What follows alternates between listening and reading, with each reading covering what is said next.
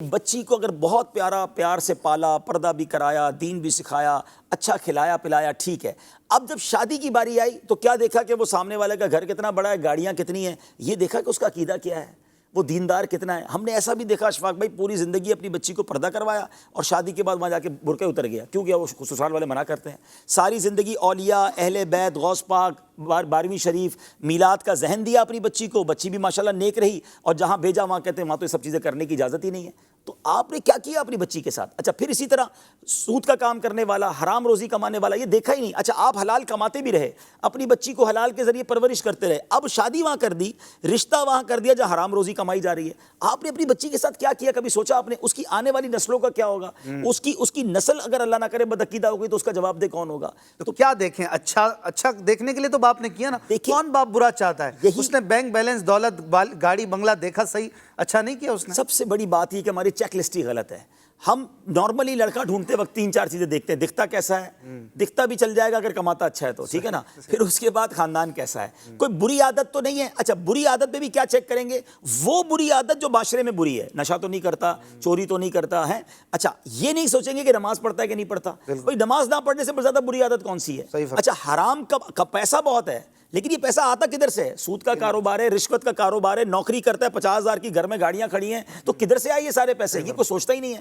تو پہلے check list کیا ہونی چاہیے؟ فرسٹ آف آل، چاہے لڑکی تلاش کریں چاہے لڑکا تلاش کریں، کہ اس کا ایمان اور عقیدہ کیا ہے۔ سب سے مین چیز یہ ہے، عقیدہ ہی کچھ اور ہے اور ہم اپنے نیا خاندان بننے جا رہا ہے، آنے والی نسلوں کا کیا ہوگا؟ اسی طرح اگر لڑکے مجھے سن رہے ہیں، نوجوان سن رہے ہیں، بڑی پیاری روایت کتابوں میں لکھی نا کہ اپنے ہونے والے بچوں کے لیے اچھی ماں تلاش کرو، یعنی یہ بچوں کا حق ہے جو بعد میں پیدا ہوں گے کہ ان کے لیے اچھی ماں تلاش کریں۔ تو ماں نیک ہو، دیندار ہوگی تو بچے بھی نیک بنیں گے، با پردہ ہو۔ تو لڑکے بھی اپنے لیے اگر تلاش کرتے ہیں، اپنی ماں اپنی فیملی کو کہتے ہیں تو پہلے کہیں کہ اس کا عقیدہ، اس کا ایمان چیک کریں، پھر وہ نمازی ہے کہ نہیں، دیندار ہے کہ نہیں۔ دیندار جناب رشتے ملتے نہیں ہیں، اب اتنا اچھا رشتہ آیا تھا، کامل تو کوئی نہیں ہوتا جناب، ہم نے تو بچی دے دی۔ آپ نے انتظار ہی نہیں کیا، اللہ پر بھروسہ ہی نہیں کیا۔